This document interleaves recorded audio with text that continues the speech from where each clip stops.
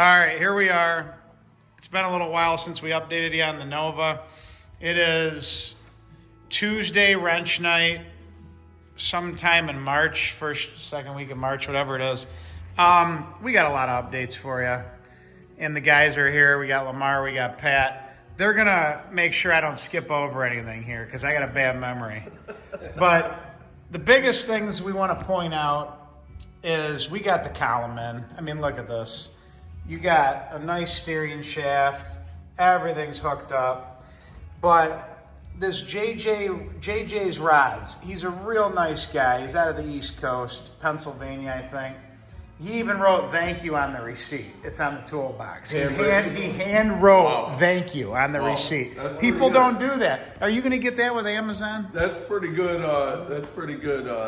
Pretty good at that. Customer service. Yeah. So what we didn't like about this, let me familiarize you with this. You've got an outer seal and plate, and we have an inner. Now you don't have to buy both, but I bought both. I wanted a good seal. I don't like the exhaust fumes in the vehicle and the smells and the noises and the, all the stuff. So this polished stainless piece, which is nice, and it does generally fit the car, wouldn't you say, guys? With the exception of trimming the lip. Well, yes, you have to. So that's 100% right. I'm so glad you said that. So there's a lip that sticks out. It's part of the sheet metal of the Firewall when they stamp it at the factory back in 1964.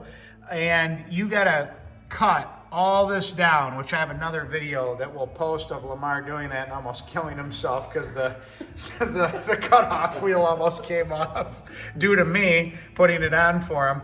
But and he cut the frame right here on accident, which I touched up with paint so you can't even see it. But anyway, we went ahead and we trimmed off the back, made the plate sit flush. You can see a nice little strip of RTV in here to seal the whole thing up. It does fit nice, but I will say we added a fastener in the upper right corner here, is that right? Yeah. To pull this in because it's like sticking out from the Firewall. So, and I'm not ragging on anybody, but typical kind of, aftermarket parts, right? We're working with old school stuff here. And it fits good, but you're going to have to manipulate it a little bit. Little massaging, exactly. So the end result, you can see it. It looks very good. We got a great seal. And then while I'm out here, just so I don't have to come back here because I've had a couple beers and I really don't want to walk around the car a lot, we've got the Newport Engineering wiper motor, which if you compare it to the original from the Delco appliance company in Rochester, New York, which this thing, God, it could be original, I don't know. But this thing sat in here like this, right? So how cumbersome, right? So here's the one that Newport Engineering came up with. It looks like it fits really good. Comes with this wire harness, comes with a new switch.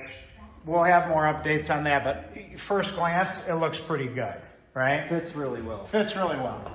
So before I get out of this area, Pat here, the Mastro with the measuring tape, he hit this dead on in terms of length. So you got a U-joint down there at the power steering rack. You got another U-joint up here. You got your set screws. We had to cut this, tool steel shaft and then drill the 5/16 pilot holes in there for the set screws. So all that's looking good.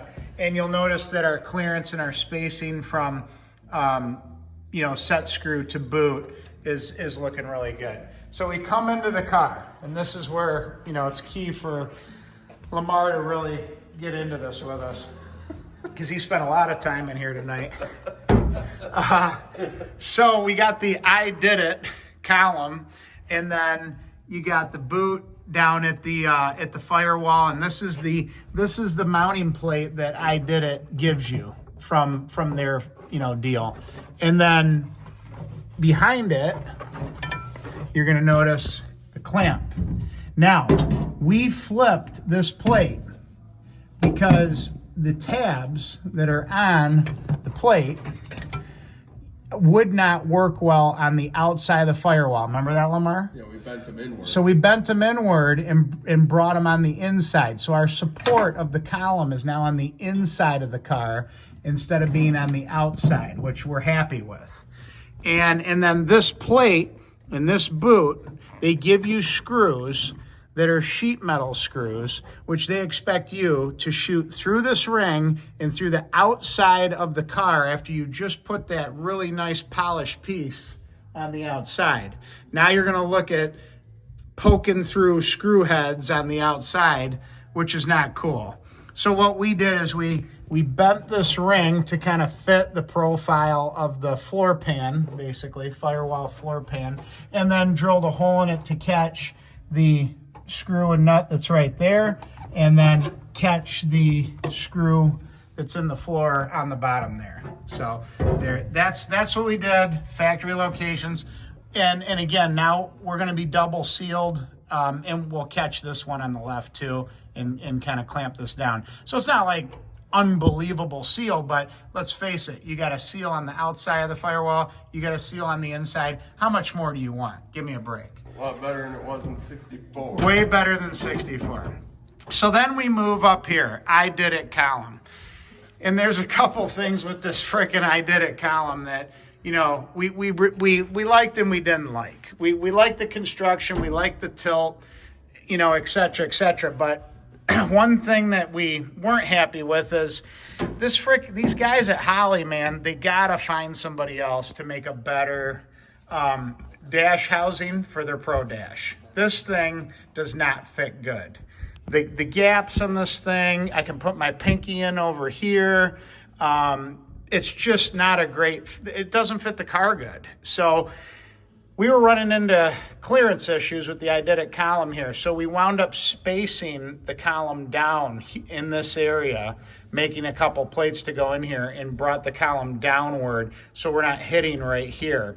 And you also have to keep in mind the positioning of the column with the throw going through the firewall, the back and forth, because there's a slot right in here that it can travel. So it can, on the IDIDIT column, it can move backwards and forwards, what guys, about an inch? Yeah. So I mean, right now we're in the full down position, so we're closest to the firewall. And you know, we like where it's sitting. We might need some more spacing here. We're definitely gonna take this thing out and manipulate it a bit more. And then the other thing we didn't like about this IDIDIT column is they tell you to clock the horn cam at this 1030 position. Well, guess what? All these steering wheels do not clock at 1030, most of them. They clock at like 1 o'clock. So, you know, now you're re-drilling the steering wheel. Why didn't they just use a cam that's more common? I have no idea. So anyway, that's where we've gotten. We got a column in the car. You can actually steer it now. Everything is, you know, feeling really, really good here in White Lake. Is there anything I missed, by the way? Well, it all sounds pretty good. It's all coming together. We're going to tackle this wire in here probably next week. Yeah, we're going to get into that wire harness. God, there's boxes of stuff back here. The Holley engine control. We got to get into this engine plumbing. We got to get a throttle body on this thing. There's a lot that's got to happen. But that, you know, the good news is we got steering. So I think that's the main things. Anything I forgot? I think you covered it all. All right. Shout out to JJ Rods. Shout out to Newport Engineering. And old Pat here, you know, he doesn't know about the channel, so he's gotta go on there and subscribe. So glad you brought that up. Know, some other people subscribe, like, yeah. You gotta do all the thumbs up, thumbs down. Yeah. Pat doesn't know what's going on. He's been out of the game. He's been hanging out in Mexico. So now he's got to get on the channel and get updated. Right. He got marooned in Mexico. I'm back. Right, he's back, and we're happy. We need him. Hey, one other thing I want to mention. I ordered this tanks.com fuel tank from Summit, which is not what I'm showing you on the video. That's the tank we took out of this car sitting on the ground. The tanks.com tank, I had to send it back to Summit. And the reason why is because the fuel module we're gonna run in this car is too deep and too large in diameter for the tanks.com tank. This thing needs a 4-inch cutout and it needs a 7 to 12-inch depth. The tanks.com tank, after I got it here, now tanks.com told me it would work with this fuel module, with this Holley fuel module. They were incorrect. I don't care how big you cut the hole in the tank, you don't have the depth on the tanks.com tank. This happens to be the stock tank that we took out of the car. It barely has enough depth for this fuel module. So another key thing, reason why we're doing these videos, is to tell people that, you know, these parts and all this fitment issues that we get into, these are the things we want you to be aware of. And then also, hey, the right stuff, stainless pre-bent brake lines for the car. We're gonna see how these fit. I'm a little skeptical that they have figured out pre-made brake lines for a 1964 Nova, but hey, I hope they work and we're gonna find that out. All right, so anyway, I'm gonna wrap it up. Lamar's under here, killing himself with wiring. Pat's looking at things, drinking beer. So we're gonna sign off. Have a good one, bye.